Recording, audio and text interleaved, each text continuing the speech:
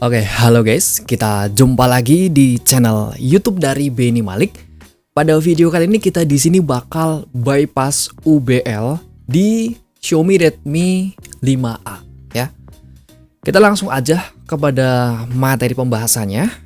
Di sini di depan saya udah ada Redmi 5A dan di sini kita akan cek UBL. Kita aktifin dulu untuk developer option-nya ya. Kita masuk ke bagian opsi pengembang. Di sini untuk di bagian opsi pengembang itu untuk status Mi Unlock ini belum terunlock sama sekali ya. Nah, di sini kita bakal bypass. Gimana caranya supaya kita di sini nggak perlu untuk melakukan UBL, tetapi kita bisa masang custom room. Di sini tentunya untuk custom roomnya nanti bebas ya guys ya. Oke. Ini menggunakan mode EDL untuk pemasangannya, jadi kita harus bongkar dulu di bagian belakang. Nah, ini adalah casingnya, jadi udah saya bongkar seperti ini ya. Kita di sini nggak akan menjelaskan bagaimana cara bongkarnya, karena di YouTube juga udah banyak banget pembahasan bagaimana cara membongkar dari Redmi 5A ini. Oke, nyampe di sini kita akan langsung masuk ke mode EDL ya. Caranya, pertama kita lepas dulu dari baterainya, soket baterainya kita lepas dulu. Jadi sehingga handphonenya mati. Kita harus lihat dulu ada titik test point di sini. Titik test pointnya di mana? Itu ada di sini nih. Nah, dua ini adalah test pointnya. Kita bisa test point menggunakan kawat ya. Saya di sini menggunakan kawat tinol yang paling mudah. Ini yang fleksibel, dia akan bisa ditekuk-tekuk ya. Kalau mau pakai jarum juga bisa. Oke, selanjutnya kita butuh kabel USB untuk ngehubungin si handphone ke komputer. Kita di sini colok setengah dulu untuk USB-nya ke komputer, lalu di yang satu lagi yang micro ini kita colok full ke dalam handphonenya. Nah, nanti seperti ini ya tampilannya ya. Kita akan langsung test point. Kita shortkan, cara test point itu kita shortkan dulu. Kedua titik ini kita shortkan, kita sambungin kayak gini, lalu kita colokin USB-nya ke PC ya. Cukup jelas ya penjelasannya ya. Oke, kita lakuin dulu. Oke, langsung ke deteksi di komputernya. Gimana cara kita lihat apakah dia udah kedeteksi apa belum? Kita masuk ke dalam device manager. Oke, ke manager, lalu ke device. Nah, di sini kita kedetek sebagai COM30. Ini adalah mode EDL udah kedetek di dalam komputer. Nah, untuk filenya itu juga udah kita siapkan semua. Ini untuk proses UBL-nya. Nah, di sini kita itu perlu flashing dulu menggunakan firmware wajib ya. Ini firmware wajib supaya nanti kita bisa bypass UBL. Jadi kita harus flashing dulu dari firmware yang ini. Nah, untuk flashingnya menggunakan Mi Flash Tool. Bagaimana cara install Mi Flash Tool? Drivernya kita udah sertakan di deskripsi. Kalau kalian di sini udah install driver, maka otomatis Mi Flash Tool juga ini akan langsung otomatis terinstall di dalam PC kalian. Kita klik bagian select di sini, lalu arahkan ke bahan-bahan yang tadi, bahan-bahan yang untuk firmware wajibnya. Kita cari dulu. Nah, ini adalah firmware wajibnya, kita klik OK, maka dia langsung masuk ya ke sini. Kita klik refresh untuk ngedetek. Nah, di sini handphone kita udah kedetek yaitu di COM30. Di sini kita klik clean all, lalu kita klik tombol flash. Nah, ini tujuannya untuk merubah firmware dari handphone ini yang mungkin semula firmware-nya masih tinggi, kita harus downgrade dulu. Caranya seperti ini. Dan tinggal ditunggu sampai proses downgrade-nya ini selesai. Nanti di dalam komputernya di sini akan muncul tulisan selesai ketika proses flashing-nya ini udah selesai. Jadi silakan ditunggu sampai prosesnya selesai.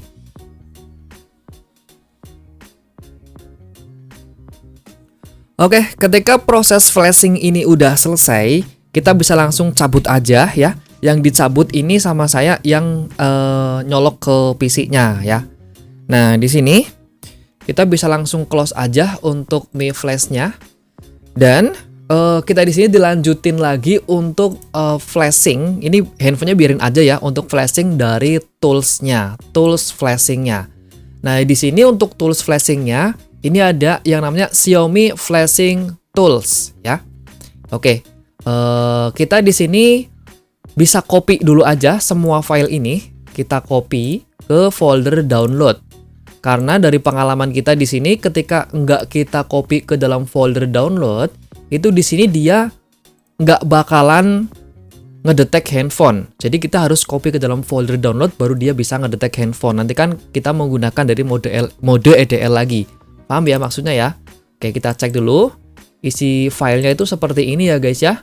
Di sini, oke, ini seperti ini dalamnya. Ini belum kita pindahkan. Ini di sini kita harus buat folder yang namanya TMP. Oke, kita new folder. Oh, maaf, ini belum kita ekstrak. Kita harus ekstrak dulu ya. Ekstrak file. Ekstrak here. Nah, sehingga jadi folder seperti ini. Nah, yang ini. Dan di dalam Mi Flash ini kita harus bikin folder TMP namanya.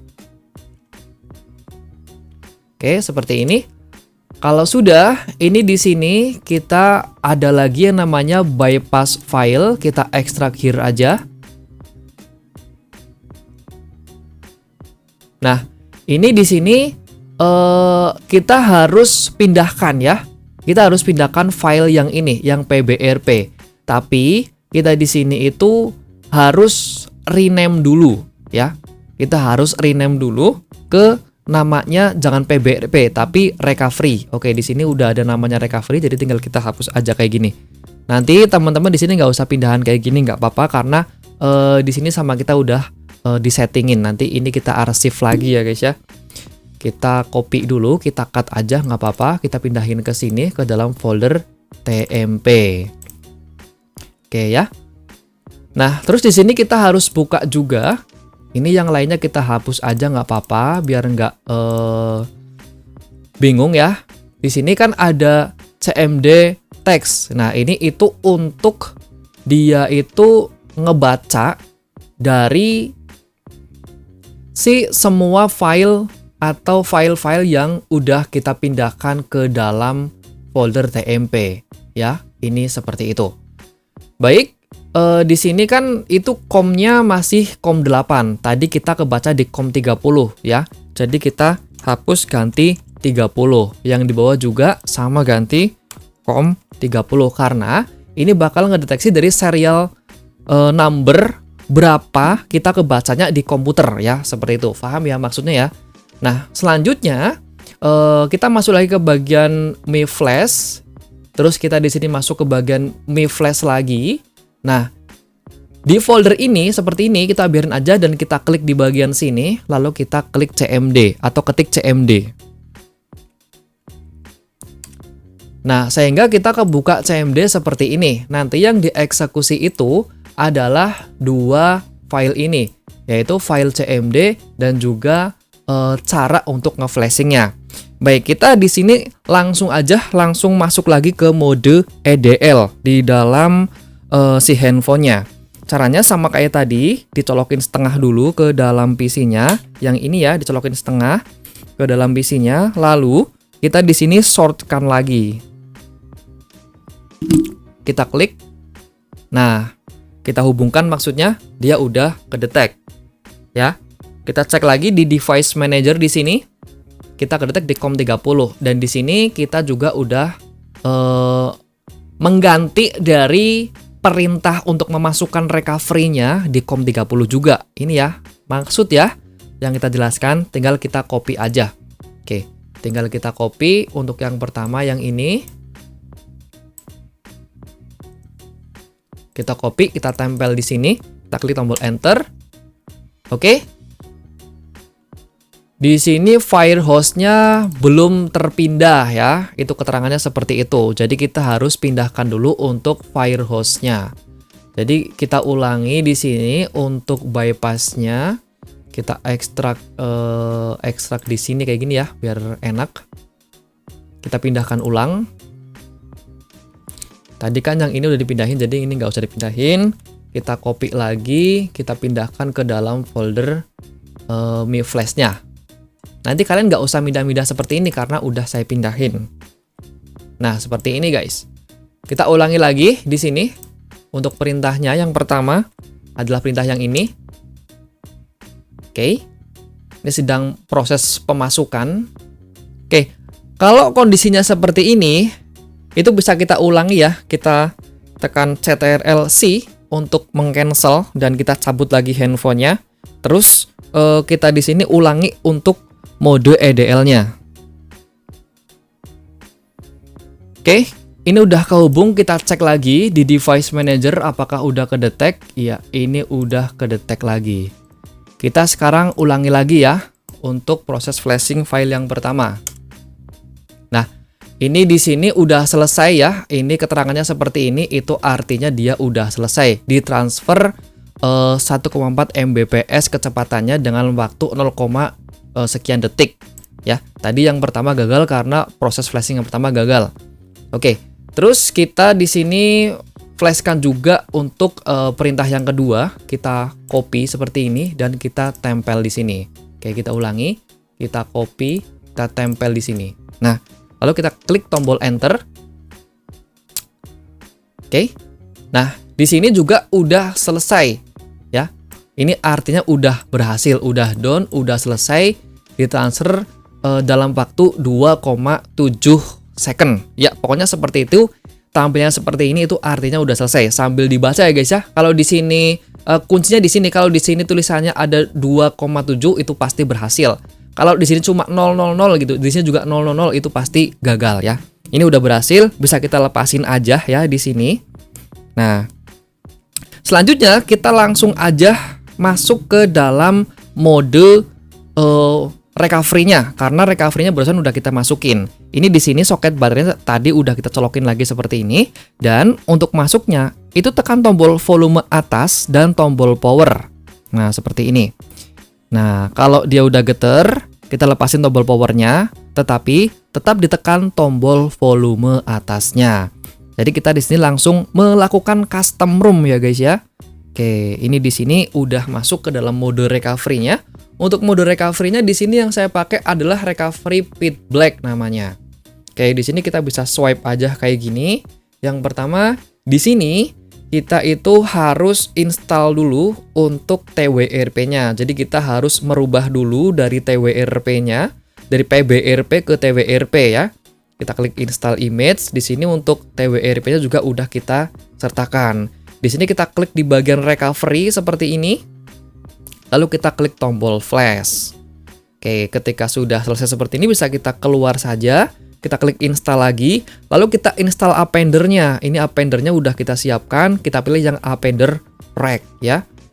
Oke, di sini sebelumnya kita akan masuk ke setting dulu. Ini ke display-nya. Di sini untuk timeout-nya kita matiin biar dia itu nggak mati ya untuk layarnya. Kalau misalnya kita biarin aja itu dia nggak mati. Kita ulangi ya. Kita install appender rack yang untuk Redmi 5A. Appender rack. Oke. Nah, kita tinggal tunggu sampai proses penginstalan appendernya ini selesai. Ini nanti dia langsung otomatis tercustom. Terus dia juga udah terpasang access root. Nah, access root-nya ini di sini dia itu menggunakan dari kernel SU. Oke, kernel SU itu adalah access root yang paling aman ya guys ya. Dia tuh adalah access root yang paling aman yang dia itu tertanam di dalam ROM-nya, di dalam kernelnya, bukan menggunakan dari Magis Manager. Ini kita masih dalam proses untuk merubah dari PBRP ke dalam TWRP yang khusus dari kita. Nah, di sini kenapa kita harus merubah ke dalam TWRP yang khusus dari saya juga? Nah, karena kalau kalian menggunakan PBRP, ya kalian bebas ya. Silakan boleh kalau mau menginstal ROM menggunakan PBRP juga boleh. Cuman nggak ada ROM yang udah include dari kernel SU untuk Redmi 5A kecuali menggunakan bahan-bahan atau file yang saya sediakan ini. Jadi kita harus rubah dulu untuk recovery-nya dari PBRP ke TWRP supaya di sini dia itu bisa menginstal ROM yang dia itu udah include kernel SU hasil portingan saya. Oke, jadi kita tinggal tunggu untuk proses penginstalan dari Appender-nya. Memang untuk penginstalan Appender seperti ini itu memang lama ya guys, jadi silakan ditunggu aja.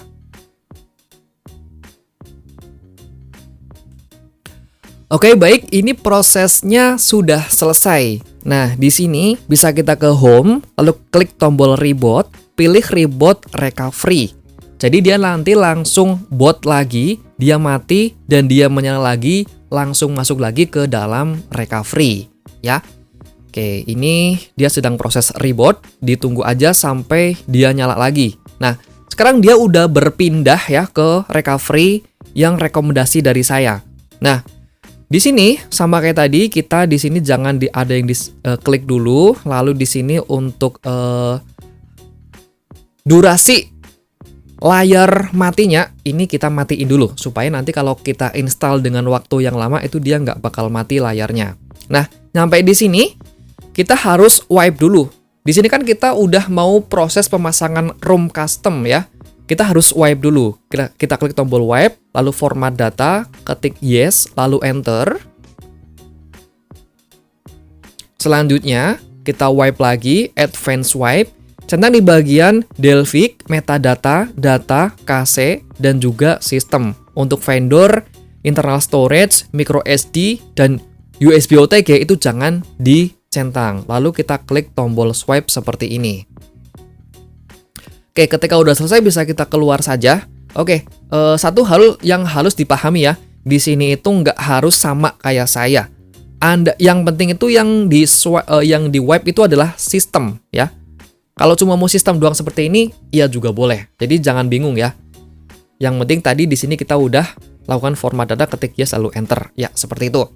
Ini berarti sekarang posisinya handphonenya udah kosong. Maksudnya kosong, nggak ada ROM-nya karena sistem udah kita wipe, udah kita hapus. Sekarang kita isi dengan custom ROM. Kita klik install di sini, lalu arahkan ke bagian micro SD. Sebelumnya kita harus masukkan dulu micro SD ke sini dan di situ kalian isi dengan file-file yang dibutuhkan. Kayak di sini itu custom ROM-nya ya. Custom ROM full-nya, yaitu ada Lineage OS, terus Retrofit Dynamic Partition, terus Google Play Store atau NIC GPPS, dan juga Appender. Itu nanti kita sertakan di deskripsi juga semua. Oke, yang pertama kita install di sini adalah Retrofit Dynamic Partition-nya terlebih dahulu. Ini emang cepet banget, ini udah berhasil. Kalau ada tulisan merah, itu abaikan saja. Selanjutnya kita klik tombol install lagi, lalu arahkan ke bagian Lineage OS. Ya, seperti ini. Kita tinggal tunggu sampai proses pemasangannya selesai. Nyampe sini, ini masih sangat lancar ya untuk proses pemasangannya. Kalaupun ada terkendala, itu di sini kita pasti akan fix. Nah, kita di sini tinggal menunggu sampai proses pemasangan Lineage OS atau custom ROM-nya yang mana dia udah include dari kernel SU.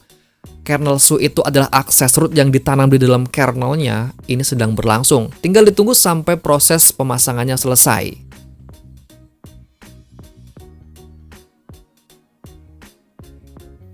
Oke, ini untuk pemasangan ROM-nya udah selesai. Kita lanjutin untuk pemasangan dari NIC GAPPS atau Google Play Store. Ya, seperti ini.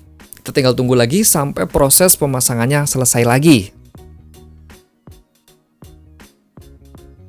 Oke, ini untuk proses pemasangan TWRP. Maksudnya untuk proses pemasangan dari Google Play Store ini udah selesai. Dan ini udah selesai semua. Kita akhiri dengan pemasangan dari Appender yang versi 4. Bukan yang reg, tapi yang versi 4. Kita klik tombol swipe seperti ini. Dan tinggal ditunggu sampai proses pemasangan Appender-nya selesai. Nah, kalau di sini dia itu nggak memasang Appender, di akhir penginstalan, itu handphonenya nggak bakal mau nyala. Jadi, dia cuma nyala keluar logo Mi atau Xiaomi gitu ya. Nggak ada 1 detik, layarnya udah mati lagi. Itu kalau nggak memasang dari file Appender di akhir penginstalan, ya. Ini ditunggu sampai proses pemasangan selesai. Dan ini sekarang udah selesai. Nyampe tahap ini semua step yang dilakukan udah selesai semua, tinggal kita klik reboot system. Ya.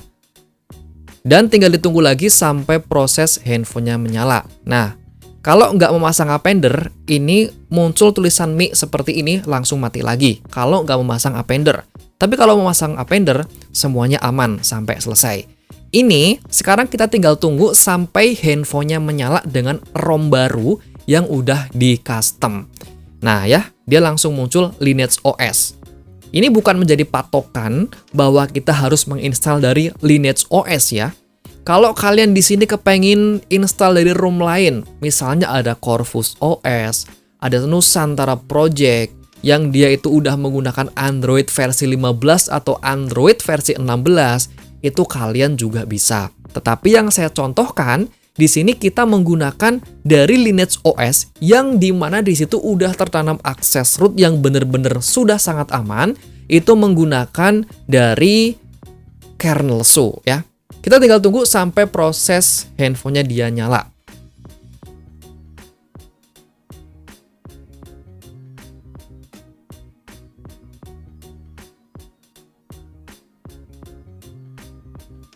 Baiklah, si handphone udah nyala. Kita tinggal klik tombol start aja dan setup seperti biasa ya. Kita next seperti itu, di skip aja sampai handphonenya itu masuk ke dalam home screen. Dan ini betul-betul dia itu normal ya, nggak ada kendala sama sekali. Ini kita bisa custom tanpa kita melakukan proses UBL, karena proses UBL itu lumayan rumit ya guys ya. Dan nggak sedikit yang gagal, kadang-kadang suka kalau misalnya kalian menggunakan UBL yang resmi. Oke, ini di sini untuk proses pemasangannya udah betul-betul selesai dan handphone jadi lebih ringan. Semua bahan-bahan kita udah sertakan di deskripsi video ini. Dan buat yang suka dengan video ini, kalian share ke teman-teman kalian. Tentunya jangan lupa subscribe supaya channel aku makin tambah berkembang lagi. Cukup sekian, wassalamualaikum warahmatullahi wabarakatuh.